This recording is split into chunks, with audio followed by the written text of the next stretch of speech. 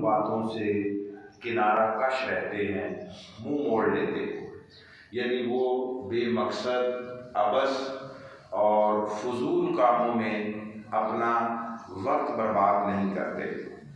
اور پھر اگلی نشانی بیان کی والذین هم للزکاۃ فاعلون، لفظی معنی یہ ہے جو ہمیشہ زکوٰۃ ادا کرتے رہتے ہیں۔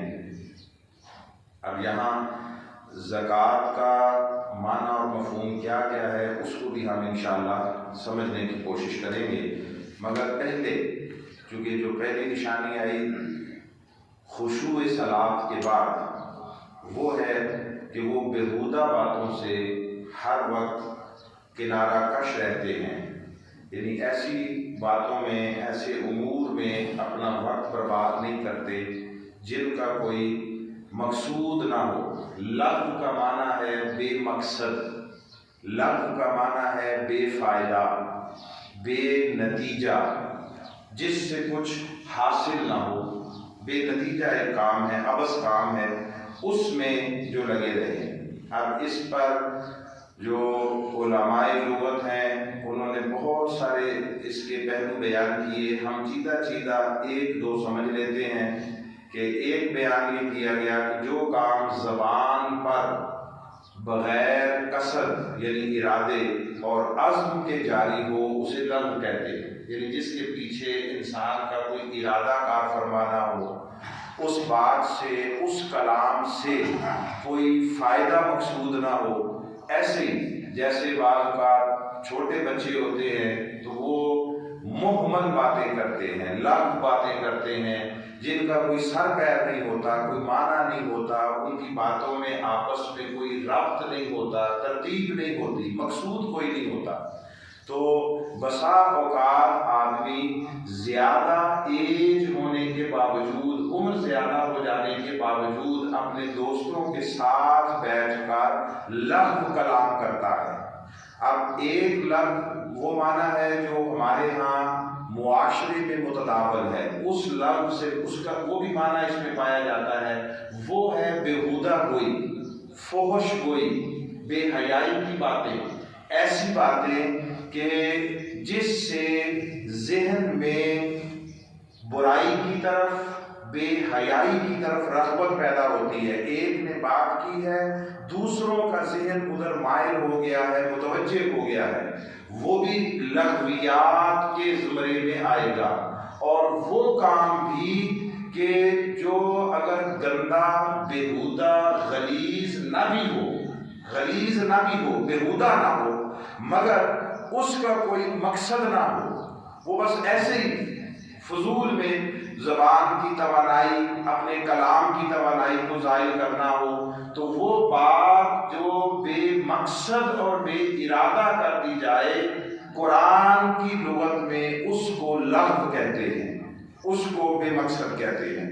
تو فرمایا کہ مومن وہ ہیں، آپ اندازہ کر لیں، مومن وہ ہیں کہ جو نمازوں میں خشوع اختیار کرتے ہیں۔ خشوع کا معنی ہم نے سمجھ لیا، کامل دھیان، ایسی توجہ کہ جو انسان کو اپنے گرد و پیش سے بے نیاز کر دے اور اپنے رب کی بارگاہ میں اس طرح حاضر باش کر دے کہ اس کے جسم پر بھی چاہے وہ 100 طرح کی اذیتیں گزر جائے، اسے احساس بھی نہ ہو۔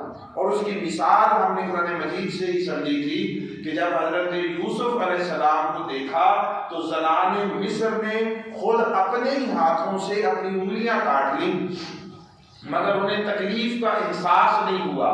تو اس طرح کسی شے میں منہمک ہو جانا، مستغرق ہو جانا، اس طرح کسی طرف متوجہ ہو جانا کہ اپنے تن من کا بھی ہوش نہ رہے، اس کو خشوع کہتے ہیں۔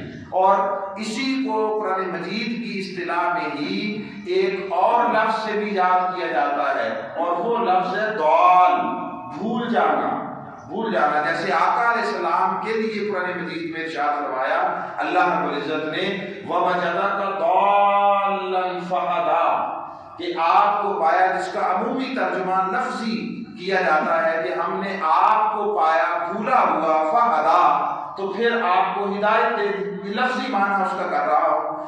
اور اس پر بہت ساری بحثیں ہیں اہل علم کے ہاں، مگر ہم ان بحثوں میں پڑے بغیر اگر لفظی معنی بھی اسی ترتیب سے لیا جائے تو تب بھی کوئی ایسا برا نہیں ہے۔ وَوَجَدَكَ ضَالًّا، حبیب پایا آپ کو بھولا ہوا۔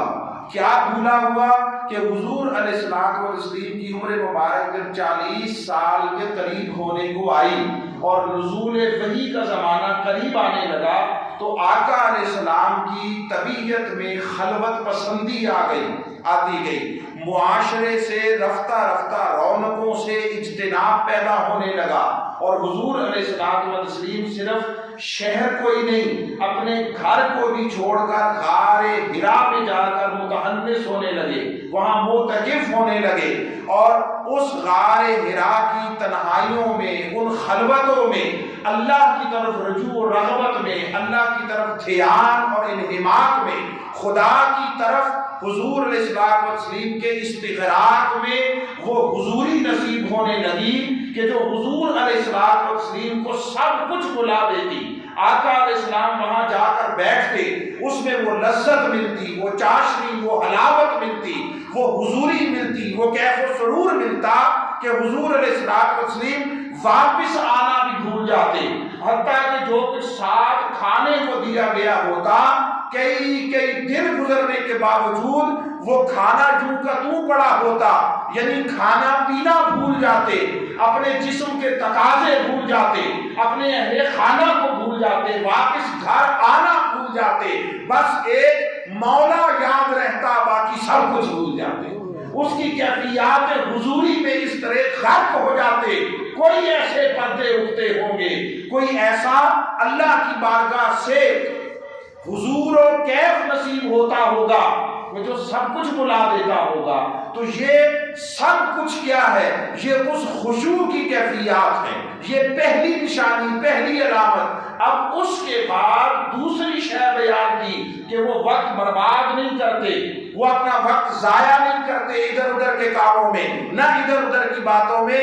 مومن کو اللہ رب العزت نے ایک عظیم مقصد کی خاطر پیدا فرمایا ہے، اسے عبث نہیں پیدا فرمایا، اس کے سر پر اپنا تاج خلافت سجایا ہے، اسے فرشتوں سے سجدہ کروایا ہے۔ تو یہ جو اتنا عظیم منصب عطا کیا، اشرف المخلوقات بنایا، وہ اس لیے نہیں ہے کہ یہ اپنا وقت بے مقصد کاموں میں وہ ضائع کرتا پھرے۔ اس لیے فرمایا مومن وہ ہے جو لغو باتوں میں، بے نتیجہ کاموں میں، عبث اور فضول باتوں میں اپنا وقت برباد نہیں کرتے۔ یہ ان کی علامت ہے۔ یعنی ایسا نہیں ہے کہ نماز میں تو کھڑے ہو گئے ظاہراً یا ظاہراً باطناً دونوں طریقے سے خشوع کے ساتھ، اور نماز سے باہر فارغ ہوئے، باہر نکلے، وہ 4 رکعتیں پڑھ کر وہاں کی وہاں بھول گئے اور واپس آئے تو پھر اپنے فضول کاموں میں الجھ گئے۔ نہیں، مومن کا ہر لمحہ وہ نتیجہ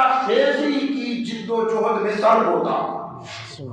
مومن کبھی اپنا وقت برباد نہیں کرتا، وہ ایک کام میں ہاتھ ڈالتا ہے، ایک حکمت عملی کو اختیار کرتا ہے، اس سے نتیجہ نہ نکلے، نہ بددل ہوتا ہے، نہ کوشش و کاوش کو چھوڑتا ہے، نہ فضول کاموں میں الجھ جاتا ہے۔ وہ اس کام سے نتیجہ نہیں نکلا، وہ دوسرے کام میں مصروف ہو جاتا ہے، یہ حکمت عملی نتیجہ خیز بھی ثابت ہوئی، وہ دوسری حکمت عملی وضع کرتا ہے۔ الغرض مومن کا کام سراپا جد و جہد بن جانا ہے، مومن کا کام سراپا عمل بننا ہے، سراپا فعل ہے، سراپا کوشش و کاوش ہے۔ اللہ رب العزت نے مومن کے ذمے استقامت کے ساتھ، یقین کے ساتھ جد و جہد رکھی ہے، نتیجہ نہیں رکھا۔ نتیجہ اس نے اپنے دست قدرت میں رکھا ہے تاکہ نہ کوئی اس کے بندوں کو تہمت دے اور نہ نبیوں اور رسولوں کو کوئی تہمت دے کہ اتنا عرصہ محنت کیا، کام کیا، نتیجہ کچھ نہیں نکلا۔ 950 سال تبلیغ کی تو 80-82 لوگ ایمان لائے۔ اس نے فرمایا خبردار کوئی ان کی طرف انگلی نہ اٹھائے، میں نے ہدایت دینا، نتیجہ پیدا کرنا اپنے ذمہ کرم پر رکھا ہوا ہے، وہ میں جب چاہوں گا، جہاں چاہوں گا، جو چاہوں گا نتیجہ پیدا کر دوں گا۔ سو ان کی طرف انگلی اٹھنے سے اللہ نے مردان مومن، مردان حق اور انبیاء اور رسل ان کے دامن کو بچایا ہے۔ سو فرمایا کہ مومن وہ ہے جو لغو سے اجتناب کرتا ہے۔ اور علامہ راغب اصفہانی نے بیان کیا کہ جو کلام قابل شمار نہ ہو، یعنی جس کلام کو کوئی توجہ کے لائق نہ سمجھے، جو آدمی بے سوچے سمجھے کہہ دے بات، اس کو لغو بات کہتے ہیں۔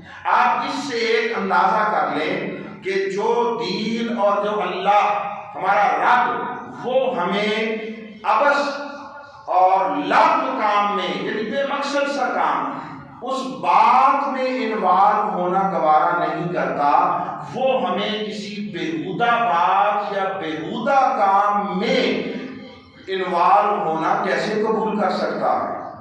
میں اس کا کمپیریزن ایک دیتا ہوں، آگے بھی اس پہ بات آئے گی جب ہم سیکنڈ لاسٹ آیت کے اس مضمون کے پہنچیں گے تو اس میں بھی آئے گا وَالَّذِينَ هُمْ لِأَمَانَاتِهِمْ وَعَهْدِهِمْ رَاعُونَ۔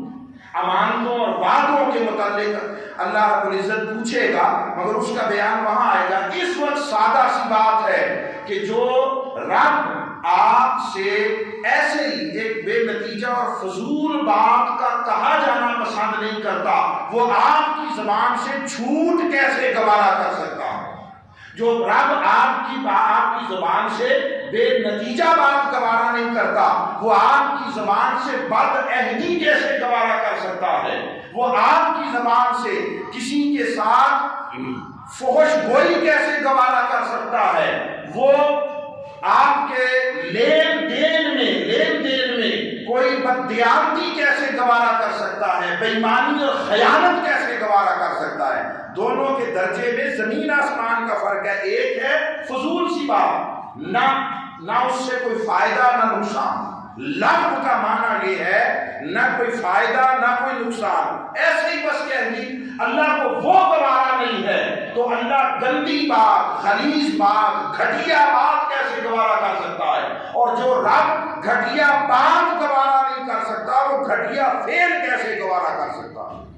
وہ گھٹیا کام کیسے گوارا کر سکتا ہے؟ وہ کسی کو دھوکہ دینا کیسے گوارا کر سکتا ہے؟ وہ کسی کی حق تلفی کیسے گوارا کر سکتا ہے؟ کسی کا استحصال کیسے گوارا کر سکتا ہے؟ کسی کے ساتھ ظلم و زیادتی کیسے گوارا کر سکتا ہے؟ اور کسی کی عزت آبرو کے ساتھ کھیلنا، یہ وہ رب کیسے گوارا کر سکتا ہے؟ مومن کی شان تو یہ ہے کہ وہ اپنا ایک لمحہ بھی فضول ضائع نہیں کرتا۔ والذین ہم عن اللغو معرضون، وہ بےہودہ باتوں سے ہر وقت کنارہ کشی اختیار کیے رکھتے ہیں۔ اور امام شافعی کے نزدیک بغیر عزم کے، بغیر ارادے کے، ایسی باتوں میں بس جو خالی قسم کھا لے، فرمایا وہ بھی لغو ہے، لغو ہے۔ دوست احباب بیٹھے ہوتے ہیں، ایسے خوش گپیوں میں مصروف ہوتے ہیں، اور دو باتیں ہمارے معاشرے میں عام گفتگو میں بہت عام ہیں، ایک قسم اور ایک گالی۔ یہ عام گفتگو میں آپ دیکھیں بیٹھے ہوتے ہیں، دوست احباب چار سے بیٹھے ہیں، فارغ ہیں، کوئی کام نہیں ہے، ہنسی مذاق چل رہی ہے، اس ہنسی مذاق میں یہ دو باتیں بہت عام معمول ہے، قسم کھا لینا بات پہ ایسے ہی، اور نمبر دو گالی دے دینا، اور بسا اوقات وہ گالی اتنی غلیظ اور بےہودہ ہوتی ہے کہ اگر سمجھا جائے تو جس کو کہا جا رہا ہے یا ویسے بھی اگر کہی جا رہی ہے تو کوئی نفیس طبیعت آدمی بیٹھ نہیں سکتا۔ ان میں سے ایک لفظ جو استعمال ہوتا ہے وہ ایک دوسرے کے لیے آمنے سامنے بیٹھے، وہ حرامی کا استعمال ہو جاتا۔ ہم روز دیکھتے سنتے آتے جاتے حرامی کا لفظ کہنے والا اپنی بات میں وہ جو تہمت کی شدت ہے نہ کہنے والا محسوس کر رہا ہے نہ سننے والا کہ حرامی کا معنی کیا ہے۔ اس کی ماں کے کردار پر تہمت لگائی جا رہی ہے، اس کی والدہ کی جو شخصیت ہے اس پر انگلی اٹھائی جا رہی ہے، اور سننے والا ہنس کر سن لیتا ہے، کہنے والا ہنس کر کہہ دیتا ہے جیسے ہوا ہی کچھ نہیں ہے۔ یہ وہ دو چیزیں ہیں جو ہمارے نیکیوں کے تھیلے کے اندر بہت بڑے بڑے مستقل سوراخ ہیں، موریاں ہیں، ادھر سے نیکیاں ڈالتے ہیں، ان سوراخوں سے سب کچھ نکل جاتا ہے۔ سو فرمایا مومن وہ ہے کہ جو بے مقصد فضول بیہودہ کلام سے ہمیشہ کنارہ کش رہتے ہیں۔ اور پھر فرمایا والذین ہم للزکاۃ فاعلون، لفظی معنی جو عام طور پر کیا جاتا ہے، سمجھا جاتا ہے، وہ یہ ہے کہ وہ زکوٰۃ ادا کرنے والے ہیں۔ اس زکوٰۃ سے مراد وہ نہیں ہے جو نصاب پر سال گزرنے کے بعد آپ نے اس رقم میں سے، جمع شدہ رقم میں سے کچھ دینا ہوتا ہے 2.5%، جس کو اصطلاحاً زکوٰۃ کہتے ہیں، وہ مراد نہیں ہے۔ اس لیے کہ زکوٰۃ کا حکم نازل ہوا مدینہ طیبہ میں، اور یہ صورت بالاتفاق مکی دور کی ہے، یعنی حکم زکوٰۃ اصطلاحاً نازل ہونے سے پہلے یہ صورت آ گئی تھی، وہ ہجرت کر جانے کے بعد حکم آیا، یہ صورت پہلے اتری ہے۔ تو اس میں زکوٰۃ سے مراد وہ نصاب پر سال کے بعد 2.5% کی ادائیگی وہ نہیں ہے، اس سے مراد زکوٰۃ کا لغوی معنی ہے، اور زکوٰۃ کا لغوی معنی ہوتا ہے پاک کرنا، صاف کرنا، طیب و طاہر کرنا۔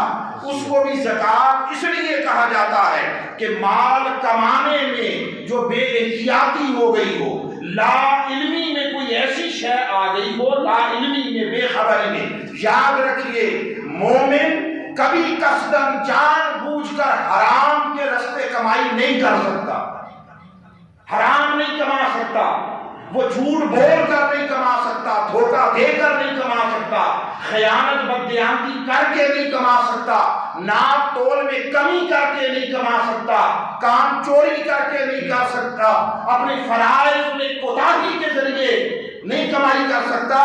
یہ مومن کے ساتھ دو چیزیں جڑتی ہی نہیں ہیں، مومن ہو اور حرام کماتا ہو، حرام کماتا ہو۔